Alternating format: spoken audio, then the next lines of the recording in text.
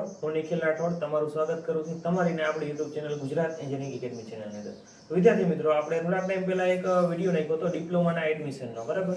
એ કે ડિપ્લોમામાં એડમિશન જે મિત્રો લેવા માંગે છે કે પછી C2D તરીકે લેવા માંગતા હોય ITI કરીને, અને કે પછી 10 પછી લેવા માંગતા, બંને માટે આ વિડીયો સેમ રહેવાનો છે. તો આ વિડીયોનો આજનો આપણો ટોપિક છે કે જે ડિપ્લોમામાં તમારે એડમિશન લેવું હોય ત્યારે તમારે જે ડોક્યુમેન્ટ જોઈએ એ કયા કયા ડોક્યુમેન્ટ જોઈએ અને ક્યાંથી એ ડોક્યુમેન્ટ કાઢી શકાય, બરાબર? અને ક્યાંથી કયા ડોક્યુમેન્ટની કેટલી વેલ્યુ હોય છે, મતલબ કે કેટલી સમય મર્યાદા હોય છે, બરાબર?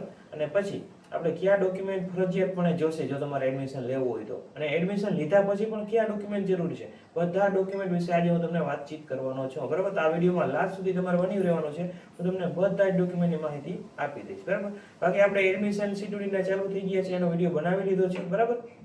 અને એનું કેલેન્ડર પણ આવી ગયું છે, મતલબ કે કયા તારીખે કઈ પ્રોસેસ થવાની છે એ પણ આવી ગયું છે. એનો પણ વિડીયો તમને ટૂંક સમયમાં મળી જશે, બરાબર? તો આજના વિડીયોની અંદર આપણે માત્ર ખાલી વાત કરવાની છે ડોક્યુમેન્ટ કયા કયા જોશે, ક્યાંથી કઢાવવાના, કઈ રીતે તમને ઉપયોગી થશે, અને કયા ડોક્યુમેન્ટની શું વેલ્યુ છે, અને કયા ડોક્યુમેન્ટ વગર તમારું કામ અટકી શકે છે, મતલબ કે એડમિશનમાં, એ બધી વાત કરીશ આપણે. તો એ વાત કરવા માટે સૌથી પહેલા આપણે લેપટોપની સ્ક્રીન ઉપર વયા જઈએ. એમાં તમને પીપીટીના માધ્યમથી આખી માહિતી તમને હું કવર કરવાનો છું, બરાબર? તો ફટાફટ આપણે લેપટોપની સ્ક્રીન ઉપર વયા જઈએ છીએ. વિદ્યાર્થી મિત્રો, તો આપણે હવે આવી ગયા છીએ લેપટોપની સ્ક્રીન ઉપર. વિદ્યાર્થી મિત્રો, તો હવે આપણે તમને આની અંદર એક પીપીટી ઓપન કરીને તમને આખી માહિતી સમજાવું છું કે કયા ડોક્યુમેન્ટ ઇમ્પોર્ટન્ટ છે, તમારે ડિપ્લોમાની અંદર જરૂર છે.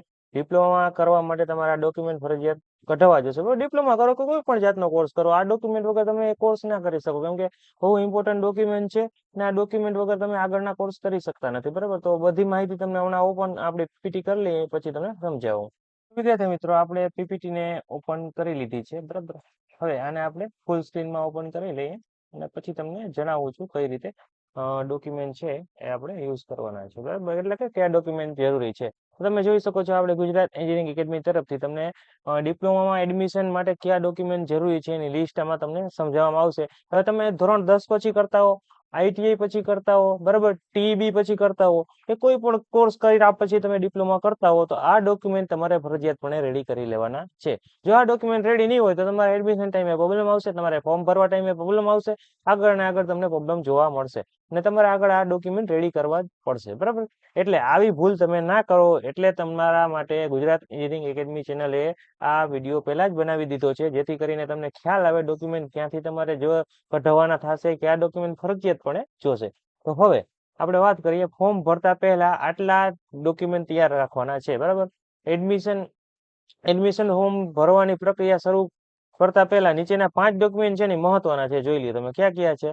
તો કે મતલબ કે 5 વસ્તુ છે. જો એક તો તમારા મોબાઈલ નંબર છે, તમારા પર્સનલ મોબાઈલ નંબર એક હોવા જોઈએ, જેમાં તમે OTP પ્રાપ્ત કરી શકો. જો તમારી પાસે મોબાઈલ ના હોય તો તમારા ફાધરના મોબાઈલ નંબર તમે રાખી શકો છો, બરાબર? ત્યાર પછી છે અહીંયા તમારે વિદ્યાર્થીની ઈમેલ આઈડી છે એ ફરજિયાતપણે તમારે હોવી જોઈએ. વિદ્યાર્થીની પોતાની ઈમેલ આઈડી હોવી જોઈએ, બરાબર?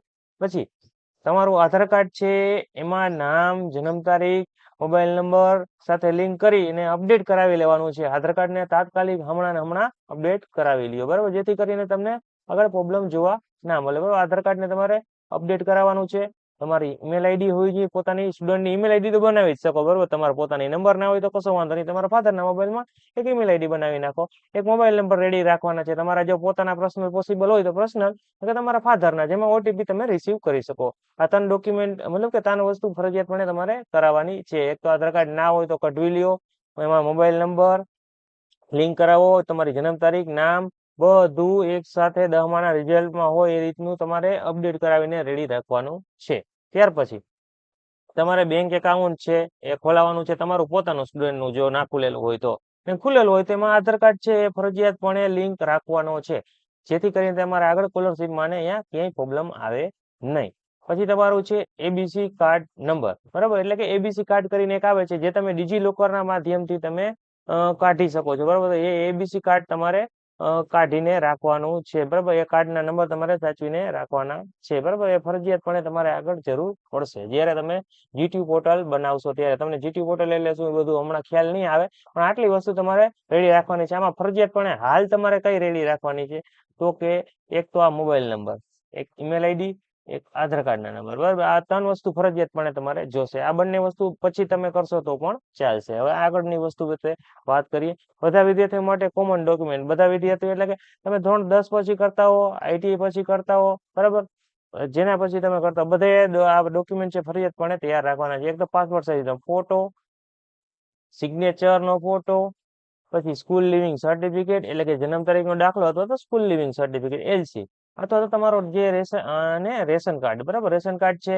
એ તમારી પાસે હશે જ. એની અંદર તમારે જો કેવાયસી ના કરી હોય તો તમારી ને તમારા પરિવારની તમારે કેવાયસી કરવાની છે. સિગ્નેચર છે એક કોરા સફેદ કાગળ ઉપર કાળી પેનથી સહી કરવાની છે અને એનો સ્કેન કરીને મતલબ કે ફોટો પાડવો અથવા તો સ્કેન કરાવી શકો છો. પાસપોર્ટ સાઇઝનો ફોટો તાજેતરમાં પાડેલો હોવો જોઈએ, સ્પષ્ટ હોવો જોઈએ. સફેદ બેકગ્રાઉન્ડ રાખો કે કોઈ પણ એક પ્લેન બેકગ્રાઉન્ડ રાખવાનો છે જેમાં તમે મતલબ કે વ્યવસ્થિત લાગો એવા કપડાં પહેરીને તમારે ફોટો પાડવાનો છે, બરાબર. આટલી વસ્તુ તમારે ફરજિયાતપણે રાખવાની જ છે, બરાબર. આ વસ્તુ નહીં હોય તો તમારું એડમિશન ફોર્મ ભરવામાં પ્રોબ્લેમ આવશે. ફરજિયાતપણે આમાં ડોક્યુમેન્ટ બધા જ છે. એક તો પાસપોર્ટ સાઇઝનો ફોટો, સિગ્નેચર નહીં રાખો તો હાલશે, એલસી તો ફરજિયાત જોશે અને આ કેવાયસી કરાવવી પણ ફરજિયાત છે, બરાબર. અને આગળ મેં તમને 3 ડોક્યુમેન્ટ કીધા એ મોબાઈલ નંબર, આધાર કાર્ડ અપડેટ કરાવવાનો અને ઈમેલ આઈડી, બરાબર.